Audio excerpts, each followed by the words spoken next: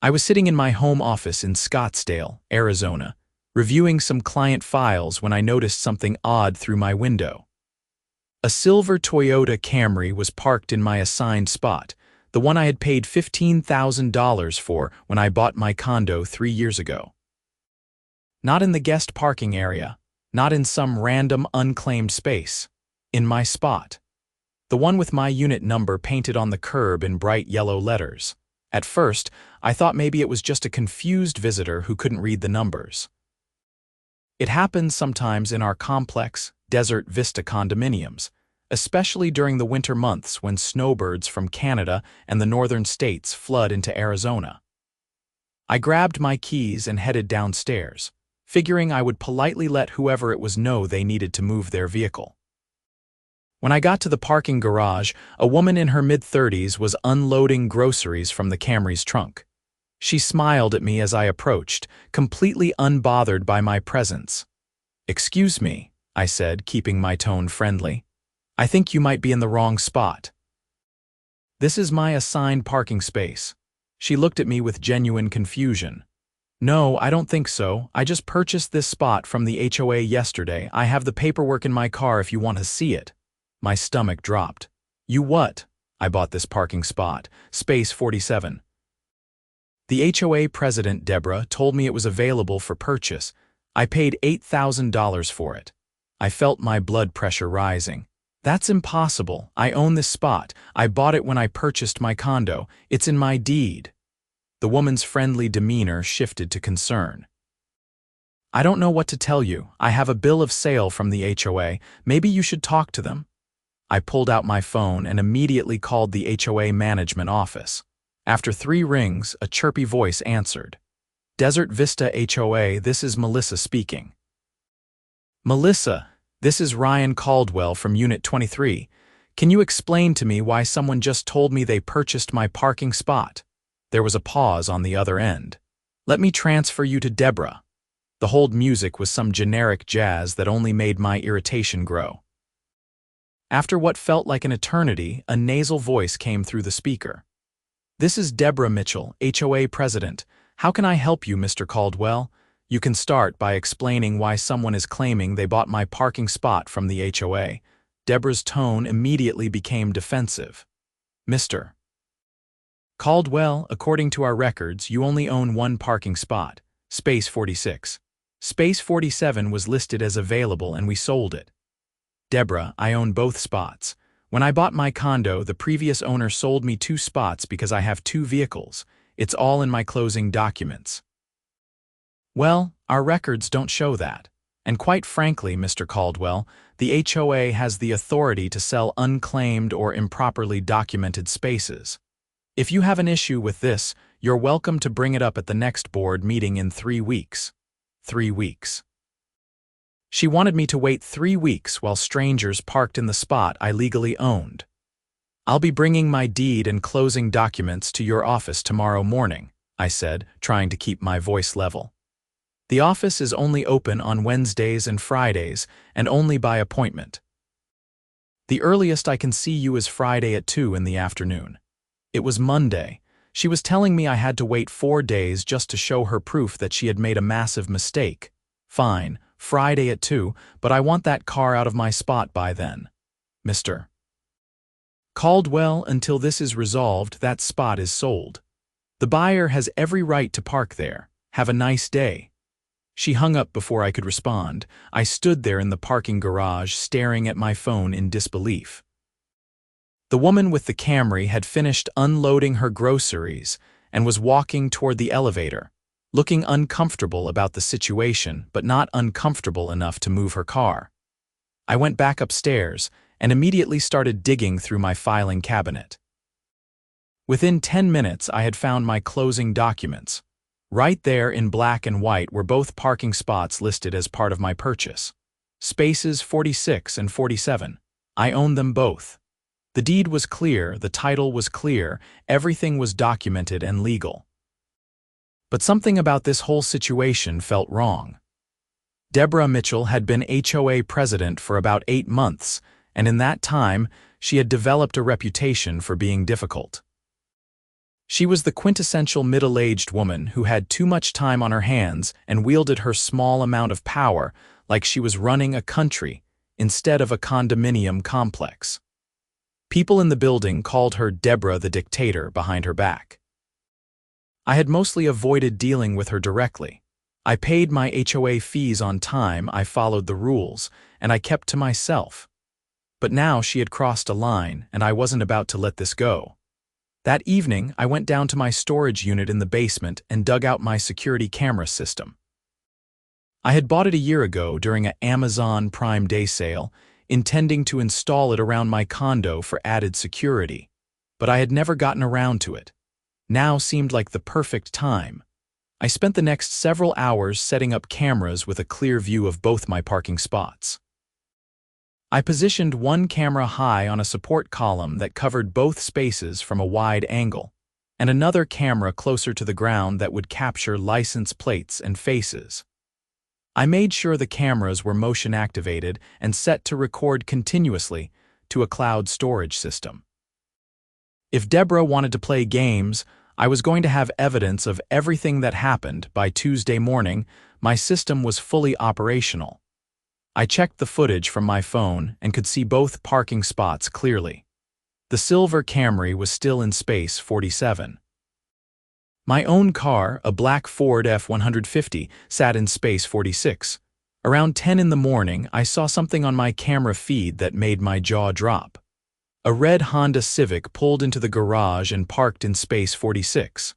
My spot. The one my truck was currently occupying, except my truck was gone because I had driven it to the grocery store. I was still at the store when I got the motion alert. I immediately headed back to the complex, my groceries forgotten in the cart. When I arrived 15 minutes later, the Honda was still there. A young man in his 20s was walking away from it, heading toward the elevator. "Hey," I called out, jogging toward him, "that's my parking spot." He turned around, looking annoyed. "No, it's not. I just bought it from the HOA." "Check with them if you have a problem." "When did you buy it?" "Yesterday." "Why does it matter?" "Because I own that spot. The HOA is selling parking spaces that don't belong to them," he shrugged.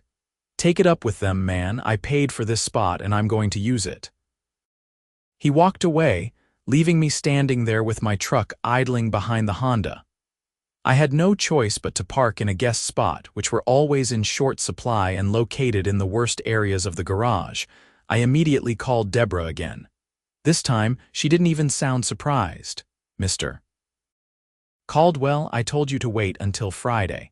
If you continue to harass me, I'll consider it a violation of HOA rules regarding disturbing the peace." "Disturbing the peace? You sold both of my parking spots to strangers. How is that legal? According to our records, you don't own those spots." "Until you can prove otherwise, they're available for sale. Now I have other matters to attend to. Goodbye." Another hang-up. I was starting to see a pattern with Deborah. Over the next 2 days, I watched my camera feeds obsessively. The Camry and the Honda came and went like their owners actually belonged there. Meanwhile, I was stuck parking in guest spots, sometimes having to walk an extra 5 minutes just to get to my building entrance because all the close spaces were taken. But something else started happening that I hadn't expected. On Wednesday afternoon, I watched as a white Lexus SUV pulled into the garage and parked in space 32, which belonged to my neighbor, Margaret Chen. Margaret was a retired schoolteacher who had lived in the building for over a decade. She had mentioned to me once that her daughter was borrowing her car for a few weeks while her own vehicle was in the shop, so her spot should have been empty. I pulled up the footage and watched as a well-dressed woman in her 40s got out of the Lexus and walked confidently toward the elevator. She didn't look around nervously or check any paperwork. She acted like she belonged there. 20 minutes later, Margaret returned in her daughter's car and found the Lexus in her spot. I watched through my camera as she stood there, clearly confused, before pulling out her phone. I could only imagine she was calling the HOA just like I had. On Thursday morning, things escalated further. I counted 7 different vehicles parked in spaces that I knew belonged to other residents. The pattern was becoming clear. Deborah wasn't just selling my parking spots. She was selling spots all over the complex, probably to anyone willing to pay, regardless of whether those spots were actually available. I started making calls to my neighbors. Margaret confirmed that the HOA had sold her spot without her knowledge or permission.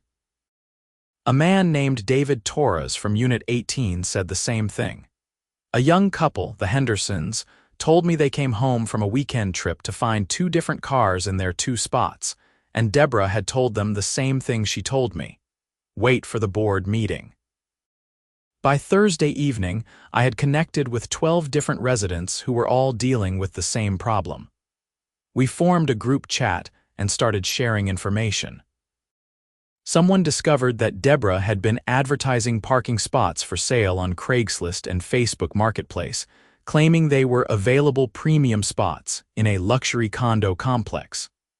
She was charging between $7,000 and $10,000 per spot, depending on location. The math was staggering. If she had sold even 20 spots at an average of $8,000 each, that was $160,000. And from what we could tell, she had sold at least 30 spots. One of the residents, a lawyer named Patricia Kim, offered to look into the legal aspects. She requested copies of everyone's deeds and closing documents, and by Friday morning, she had compiled a comprehensive file proving that every single sold spot was actually owned by a resident. Friday afternoon finally arrived, and I showed up at the HOA office at exactly 2 o'clock, armed with my closing documents, my deed, and screenshots from my security cameras. The office was located in a small building near the main entrance of the complex, sharing space with the fitness center and mail room. Deborah was sitting behind a desk that looked like it had been salvaged from a 1990s office liquidation sale.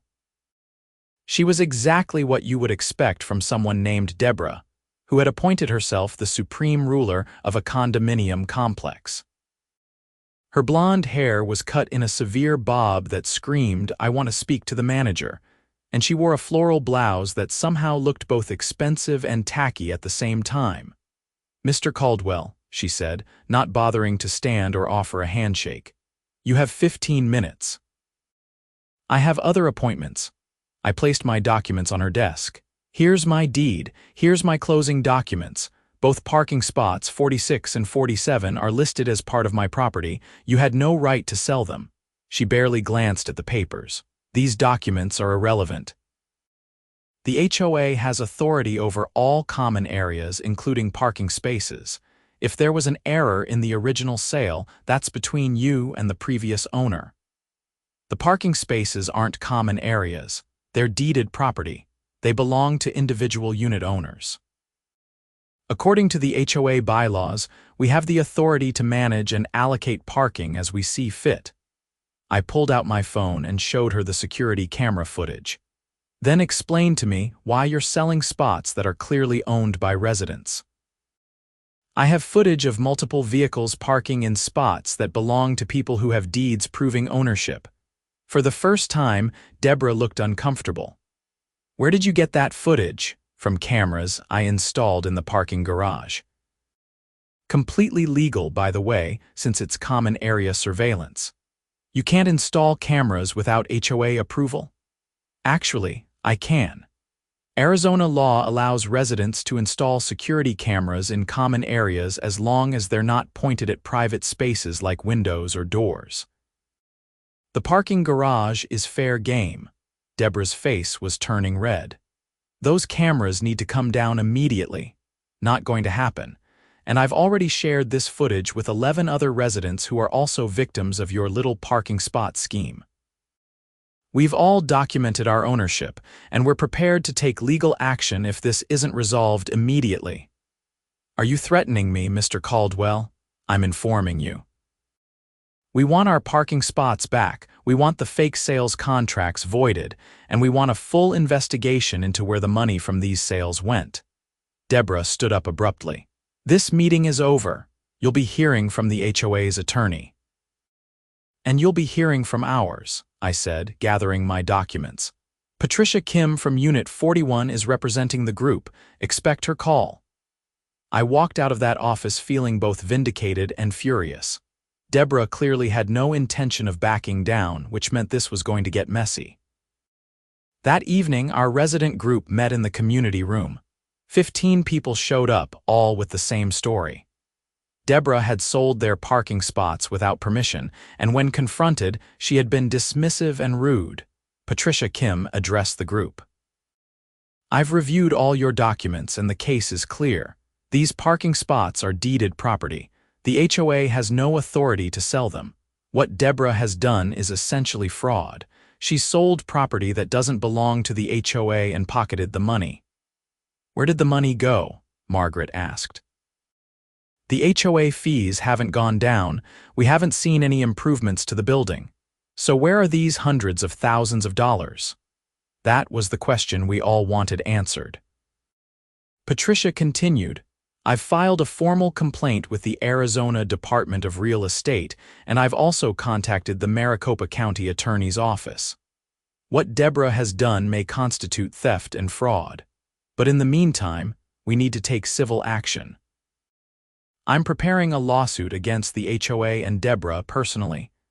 We're going to seek an immediate injunction to stop any further sales and to void the existing fraudulent sales." "What about the people who bought the spots?" David Torres asked. "They're victims too, right?" "They paid money thinking they were getting legitimate parking spots."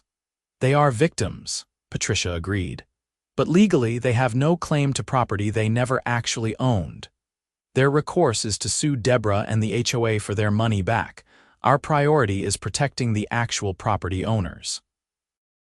Over the weekend, I continued monitoring my security cameras.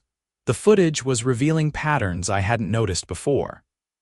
Deborah herself showed up in the parking garage multiple times, always with different people, showing them various parking spots like she was giving a real estate tour. I watched as she pointed to spaces, handed over paperwork, and even posed for photos with the buyers, all of them smiling like they had just made a great investment. On Sunday afternoon, something particularly interesting happened. A black Mercedes pulled into the garage and Deborah got out of the passenger seat. The driver was a man in his 50s, wearing an expensive suit. They walked through the garage together, and I could see them gesturing at different parking spots, clearly discussing something business-related. I saved that footage and sent it to Patricia with a note. "Do you recognize this man?" She responded within an hour. "That's Richard Hoffman. He's a real estate investor known for some shady deals around Phoenix. If he's involved with Deborah, this is bigger than we thought." Monday morning, Patricia filed the lawsuit. By Monday afternoon, Deborah had received the papers. By Monday evening, she was calling an emergency HOA board meeting. The meeting was scheduled for Tuesday night, and every resident who had lost a parking spot showed up, along with at least 30 other curious residents who had heard about the drama. The community room was packed beyond capacity, with people standing along the walls and sitting on the floor. Deborah sat at a table in the front with the other two board members. Frank Sullivan, a retired accountant who mostly just nodded at whatever Deborah said, and Linda Martinez, a middle-aged woman who worked in healthcare and seemed perpetually overwhelmed by Deborah's intensity. "This meeting is called to order," Deborah announced, banging a gavel like she was a judge. "We're here to address some concerns that have been raised about parking space allocations." "Concerns?" I stood up from my seat. "You mean fraud, you mean theft. Let's call it what it is, Deborah. Mr. Caldwell, you're out of order. Sit down or I'll have you removed." "By who? You going to call security? We don't have security. You going to call the police? Because I'm happy to have them here to review the evidence of your crimes." The room erupted in murmurs and whispers. Linda Martinez looked like she wanted to disappear into her chair. Frank Sullivan suddenly found his paperwork very interesting. Patricia stood up, her lawyer voice cutting through the noise. "Deborah, I represent 15 residents of this complex who have had their deeded parking spots sold without their knowledge or consent. We have filed a civil lawsuit against you personally and against the HOA. We're also pursuing criminal charges for fraud and theft. If you have any sense, you'll resign immediately and cooperate with authorities." Deborah's face went through several shades of red before settling on a purple that looked genuinely concerning. "I have done nothing illegal. The HOA has the authority to manage parking. These so-called owners don't have proper documentation." I pulled out my phone and connected it to the room's projector system, which we were technically supposed to request permission to use, but desperate times called for desperate measures. Within seconds, my security camera footage was playing on the wall for everyone to see. "This is from last Monday," I narrated as the video played.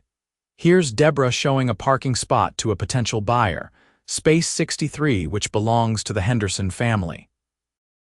Watch as she hands over paperwork and accepts what appears to be a check." The footage continued, showing multiple instances of Deborah conducting these parking spot sales over the course of a week. The room was dead silent except for the audio from the video. "And this," I said, switching to the Sunday footage, "is Deborah with Richard Hoffman, a known real estate investor. They're clearly working together on something involving the parking garage." Linda Martinez stood up suddenly, her chair scraping loudly against the floor. "Deborah, what is this?" "What have you done?" Deborah's composure finally cracked. "This is none of your business, Linda. Sit down."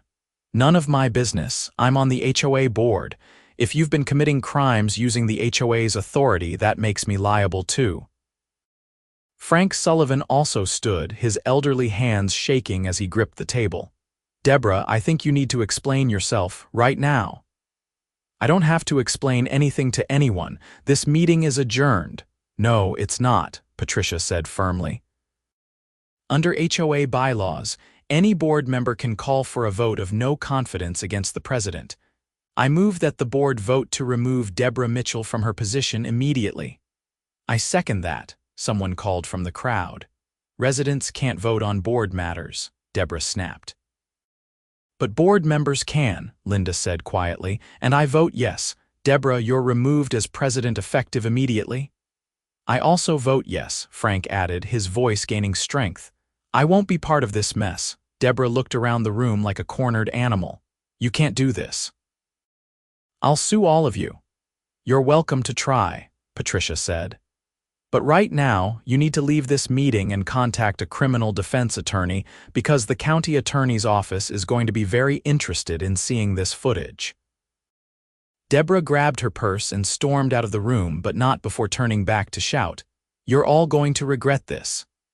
The door slammed behind her, and the room erupted in conversation. Linda Martinez looked shell-shocked as she tried to call the meeting back to order. Frank Sullivan was already on his phone, presumably calling a lawyer. Patricia addressed the room. "For everyone who purchased a parking spot from Deborah, I'm sorry to inform you that those sales were fraudulent. The parking spots were already owned by residents with deeded property rights. You'll need to seek reimbursement from Deborah personally and possibly from the HOA's insurance policy, but you cannot legally park in those spots." A woman in her 30s stood up, tears in her eyes. "I paid $9,000 for my spot. I'm a single mom. That was my savings." The room fell silent. These buyers weren't villains. They were victims of Deborah's scheme just as much as we were. "I understand," Patricia said gently. "And we're going to do everything we can to make sure Deborah faces consequences, but the property rights are clear. The spots belong to the residents who have deeds." Over the next few days, the situation developed rapidly. The Maricopa County Attorney's Office opened an investigation into Deborah's activities. Patricia's lawsuit moved forward, with a judge granting a temporary restraining order that prevented any further parking spot sales and required all the fraudulent buyers to vacate the spots immediately. My security cameras captured the exodus. One by one, the cars that had been occupying our spots disappeared. The silver Camry, the red Honda, the white Lexus, all gone. The woman who had bought Space 47 left a note on my truck's windshield. "I'm sorry for the trouble. I had no idea. I hope they put her in jail." I felt bad for her and all the other buyers. They had trusted someone in a position of authority and gotten scammed. The investigation into where the money went revealed something even more disturbing than we had imagined. Deborah hadn't been depositing the money into the HOA's accounts. She had been funneling it into a personal account she had set up under a business name, Desert Vista Property Management, LLC. She had sold 43 parking spots over the course of 3 months, bringing in over $360,000. Richard Hoffman, the man from the Mercedes, turned out to be her boyfriend and business partner. They had planned to continue the scheme, eventually moving on to other HOA communities around Phoenix. Deborah would get elected to HOA boards, establish authority, and then start selling off property that didn't belong to the HOA. It was a scam they had apparently run once before in Temp, though that case had been settled quietly without criminal charges. This time, there would be no quiet settlement. The Maricopa County Attorney's Office charged Deborah with 43 counts of fraud, 43 counts of theft, and 1 count of racketeering. Richard Hoffman was charged as an accomplice. The dollar amount involved pushed the charges into felony territory, with potential prison time ranging from 5 to 15 years. The preliminary hearing was held in early February at the Maricopa County Superior Court in downtown Phoenix. I attended along with about 20 other residents from Desert Vista. We sat in the gallery as Deborah and Richard were brought in, both wearing business attire and looking significantly less confident than they had during their parking garage tours. The prosecutor laid out the case with precision. She presented deeds, closing documents, bank records, and my security camera footage. She showed the court how Deborah had systematically defrauded both the property owners and the buyers, creating false documents and misrepresenting her authority. Deborah's attorney tried to argue that it was a civil matter, not a criminal one, that there had been some confusion about property rights and HOA authority. The judge wasn't buying it. Miss Mitchell, the judge said, peering over her glasses at Deborah, you collected over $300,000 by selling property you knew you didn't own. You created false documents and misrepresented material facts. That's not confusion, that's fraud. Bail is set at $100,000. Deborah's face went pale. Richard Hoffman's bail was set at $75,000 as an accomplice. The criminal case wound its way through the system over the next several months. In the meantime, Patricia's civil lawsuit moved forward. The HOA's insurance company agreed to settle with the defrauded buyers, reimbursing them for their purchases. It wasn't ideal, because it came out of the insurance policy that all residents paid premiums for, but it was better than leaving innocent people out of pocket. The HOA also underwent a complete restructuring. Linda Martinez stepped up as temporary president and immediately implemented new oversight measures. All financial transactions now required approval from at least 2 board members. The board hired a professional management company to handle day-to-day operations. And most importantly, they conducted a comprehensive audit of all HOA activities for the past 3 years to ensure there were no other hidden problems. The audit revealed some smaller issues, like questionable expense reports and improper vendor contracts, but nothing on the scale of the parking spot scheme. Deborah had been the primary problem, and with her gone, the HOA started functioning like it was supposed to. My parking spots were, of course, officially recognized as my property, though that had never really been in question from a legal standpoint. The cameras I had installed remained in place, now serving as part of an enhanced security system for the entire garage. Other residents thanked me regularly for having the foresight to document everything. In June, Deborah Mitchell and Richard Hoffman stood trial. The prosecution's case was overwhelming. They presented bank records showing the deposit of funds from the fake parking spot sales. They showed Craigslist and Facebook Marketplace ads that Deborah had posted. They played my security camera footage, which clearly showed Deborah conducting these sales with full knowledge of what she was doing. The defense tried to paint Deborah as someone who had misunderstood her authority, who had genuinely believed she was acting within the HOA's rights. But when the prosecution presented evidence of her previous scheme in temp, that defense collapsed. This wasn't a mistake. It was a pattern of criminal behavior. I was called to testify about the cameras and the footage. I explained how I had set them up, why I had set them up, and what they had captured. Deborah's attorney tried to challenge the legality of the cameras, but as I had already confirmed with my own lawyer, they were completely legal under Arizona law. The jury deliberated for less than 4 hours, guilty on all counts. Deborah Mitchell was sentenced to 8 years in prison with the possibility of parole after 5. Richard Hoffman received 6 years as an accomplice. They were also ordered to pay full restitution to all victims, though given that most of the money had already been spent, actual recovery was unlikely. The day of sentencing, I was back in that courtroom, sitting in the same gallery seat I had occupied during the preliminary hearing. When the judge read the sentence, I felt a weight lift off my shoulders that I hadn't realized I had been carrying. After the hearing, many of us from Desert Vista gathered at a nearby coffee shop. Margaret Chen hugged me tightly. "You saved us all, Ryan. If you hadn't put up those cameras, she would have gotten away with it." "We all worked together," I said, deflecting the praise. "Patricia did the legal work. Everyone gathered their documents. It was a team effort."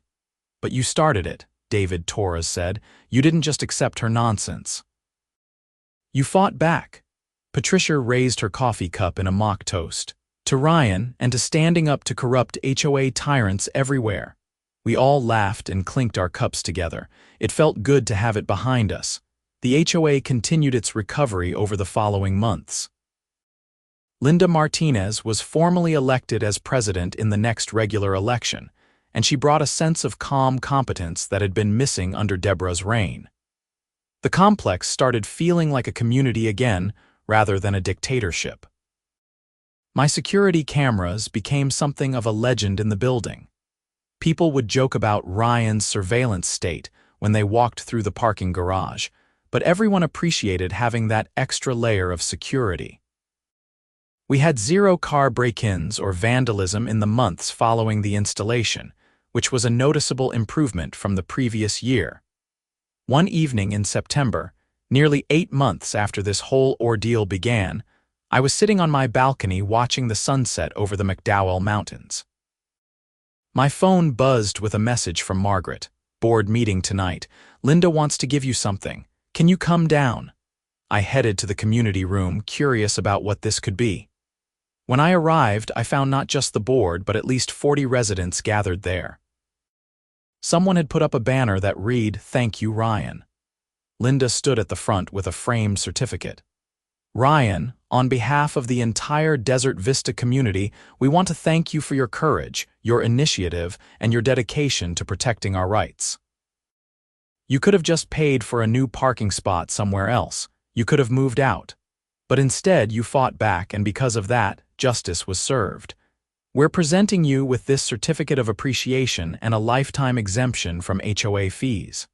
The room erupted in applause. I was genuinely speechless as Linda handed me the certificate and shook my hand. A lifetime exemption from HOA fees was worth tens of thousands of dollars over the years. It was an incredibly generous gesture. "I don't know what to say," I managed. "I just did what anyone would do." "No," Patricia said from the crowd. "Most people would have given up. You didn't. That made all the difference." The gathering turned into an impromptu party, with someone running out to get pizza and someone else bringing down bottles of wine from their unit. We spent hours in that community room, sharing stories and laughing about how terrible Deborah had been, now that we could laugh about it without fear. The Henderson couple, the young pair who had both their spots sold, told a story about how Deborah had once tried to fine them for having a wreath on their door during Christmas, claiming it violated the HOA's decoration policy. Except there was no such policy. She had just made it up. Frank Sullivan, the former board member who had mostly gone along with Deborah's plans, apologized profusely to everyone. I should have stood up to her sooner. I knew something wasn't right, but I convinced myself she knew what she was doing. I'm sorry. People were gracious with him. He had ultimately done the right thing when it mattered, voting to remove Deborah and cooperating with the investigation. As the party wound down and people started heading back to their units, Patricia pulled me aside. You know, this case got some attention in the legal community.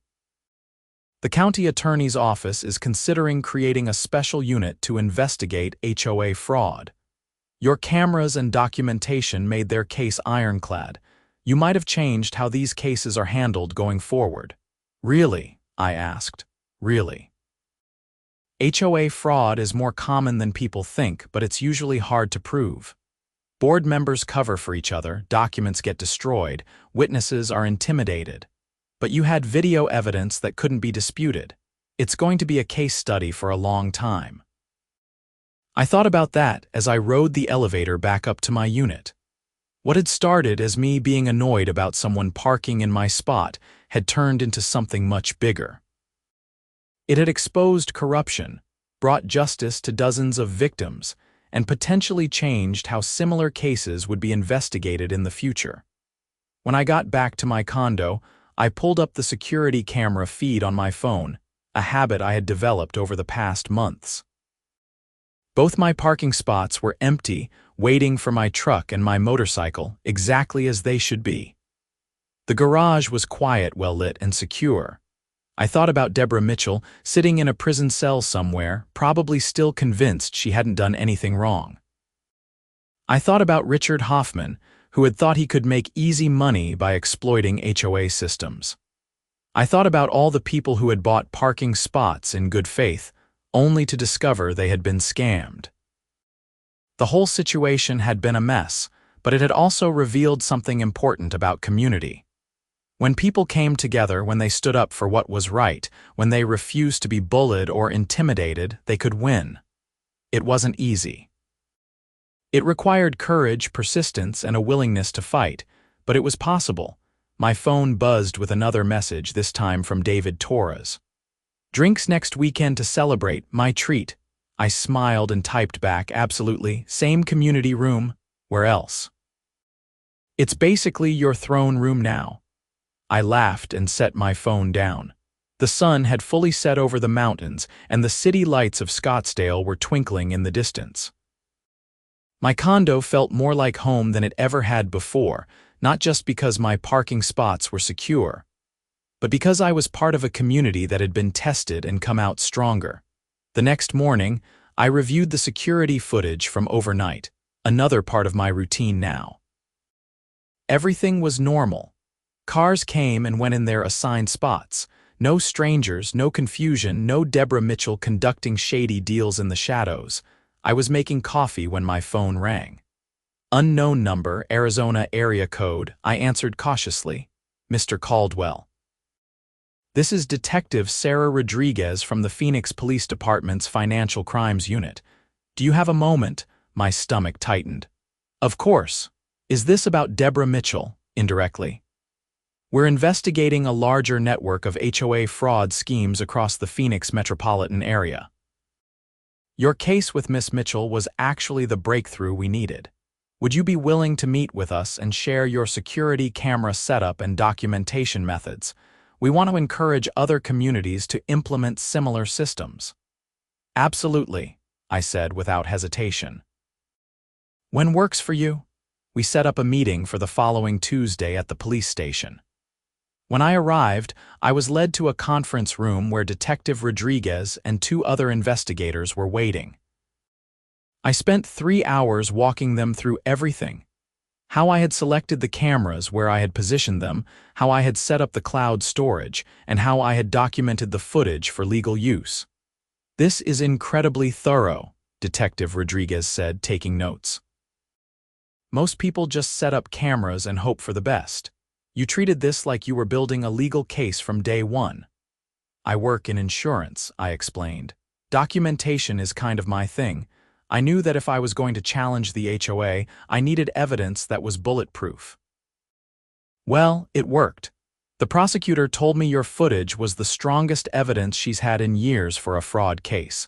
Clean, clear, time-stamped, and impossible to dispute. They asked if they could use my case as a training example for their new HOA fraud investigation protocols. I agreed, hoping that maybe it would help other people avoid what we had gone through at Desert Vista.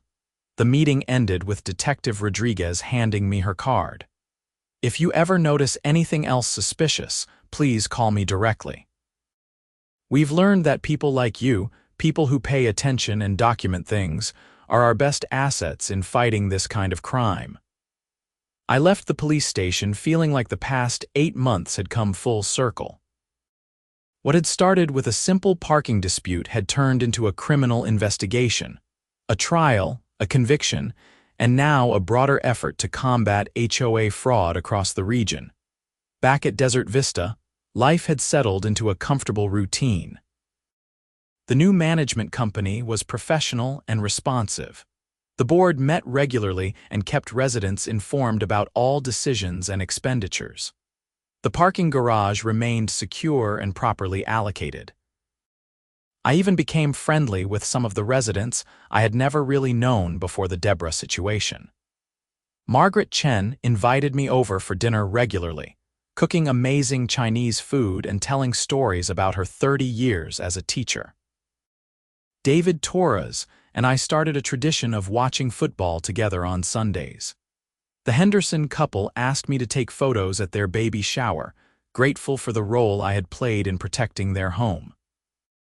One Saturday in November, I was washing my truck in Space 46 when a moving van pulled into the complex. A young couple was moving into Unit 31, one of the condos that had recently sold. I watched as they directed the movers, both of them looking excited and a little overwhelmed by the whole process. After the movers left, I walked over to introduce myself. "Welcome to Desert Vista. I'm Ryan from Unit 23. The woman smiled warmly. "I'm Jennifer and this is my husband Marcus. We're so excited to finally be here. We've been apartment hunting for months." "Well, you picked a good building. Great community, good location, and the HOA is actually functional now." "Now?" Marcus asked, picking up on my phrasing. "Long story," I said. "But the short version is we had some problems with the previous HOA president. It's all sorted out now, but if you ever have any issues, don't hesitate to speak up. The board is really responsive these days." Jennifer looked concerned. "What kind of problems?" I debated how much to tell them, but decided they deserved to know what they were getting into. The previous president was selling parking spots that didn't belong to the HOA. She got caught, went to prison, and now we have proper oversight.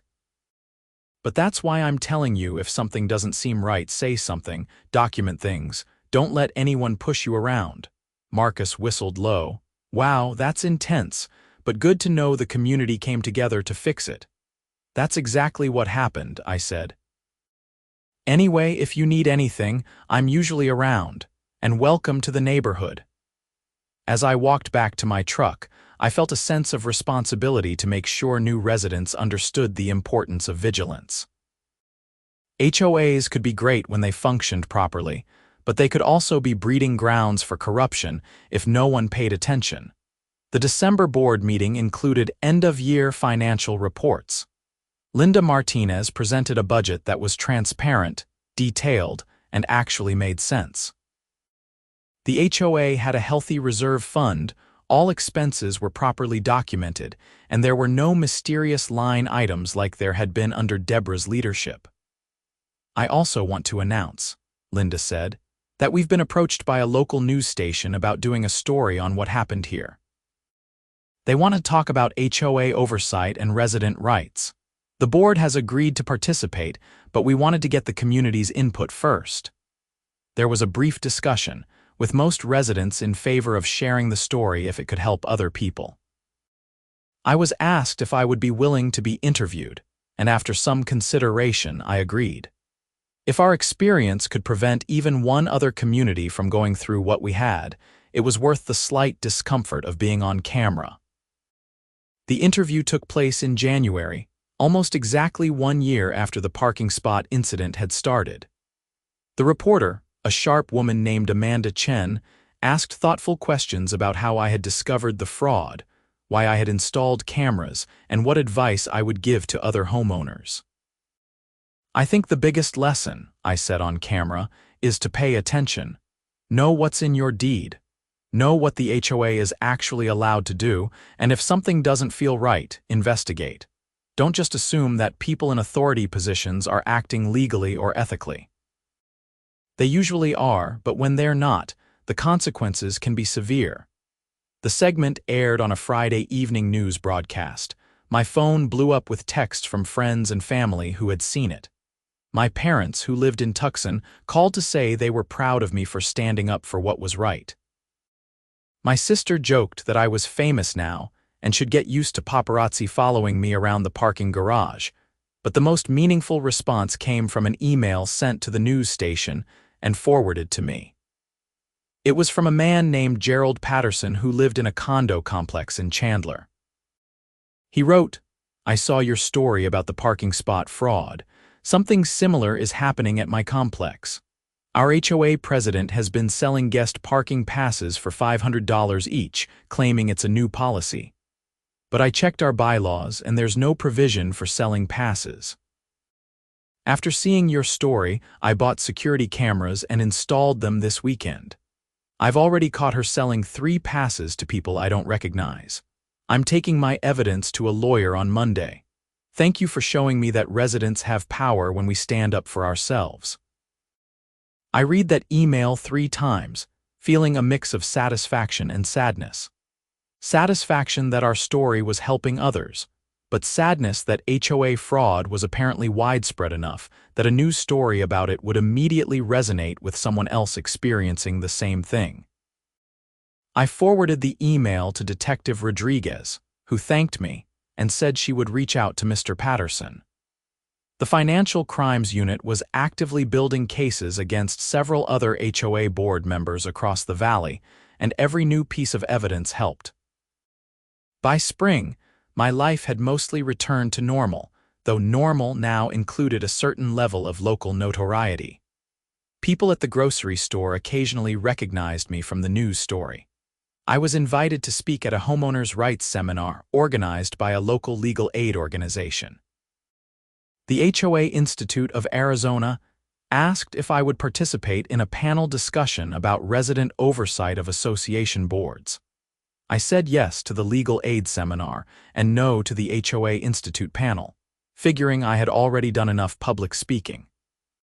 But I did write an article for a local community newspaper about the importance of security cameras and proper documentation, which seemed to strike a chord with readers.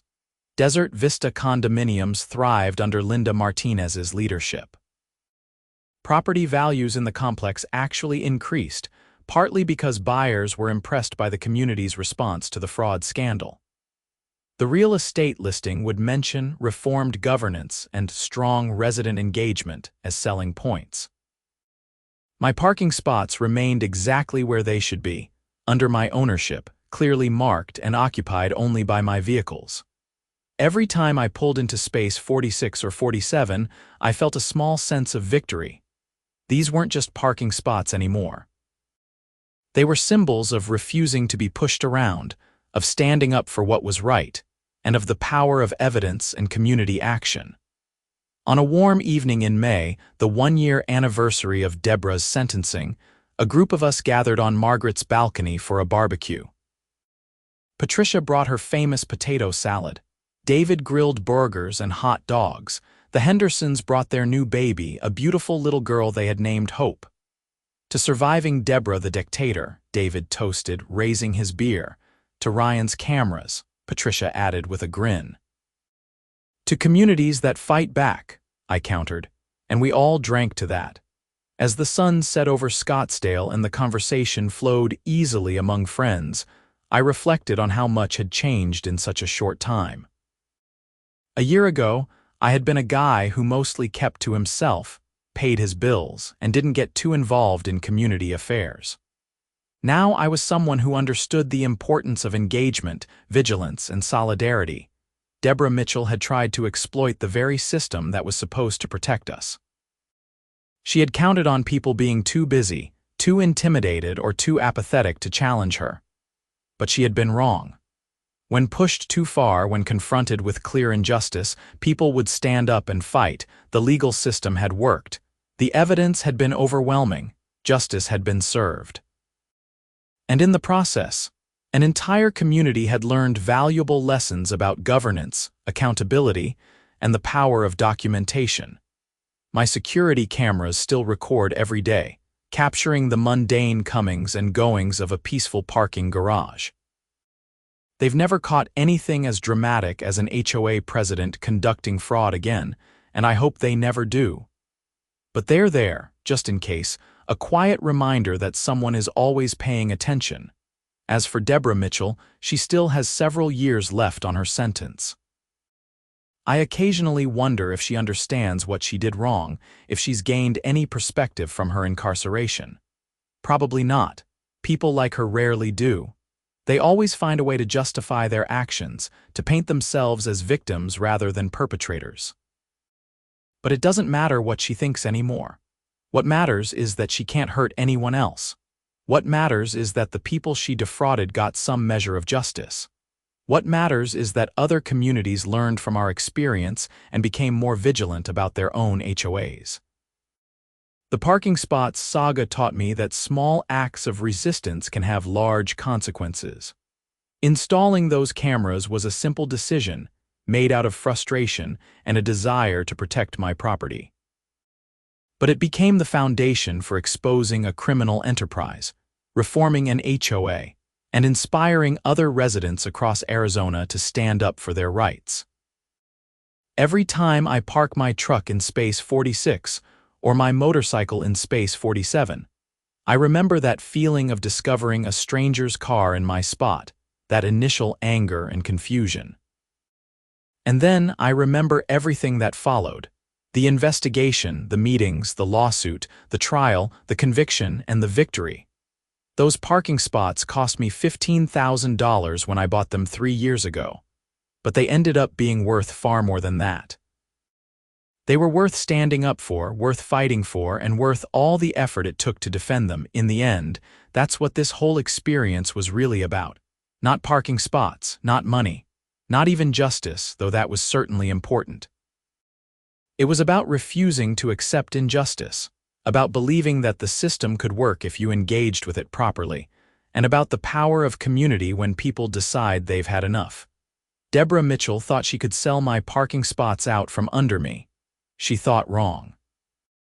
And thanks to a few security cameras, some determined neighbors, and a lawyer who knew her stuff, she learned that lesson the hard way. I wouldn't say I'm glad it happened. The stress, the conflict, the time spent on meetings and legal proceedings, all of that was exhausting. But I am glad about how it ended.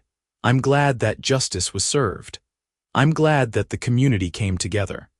And I'm glad that my small act of installing cameras in a parking garage ended up making a difference far beyond what I ever imagined. As I sit here now, looking out over the city lights, I think about all the HOAs across America, the millions of homeowners who trust that their boards are acting in good faith. Most of the time they are, but sometimes they're not. And when they're not, it takes people willing to pay attention, to document, to stand up, and to fight. That's the real story here.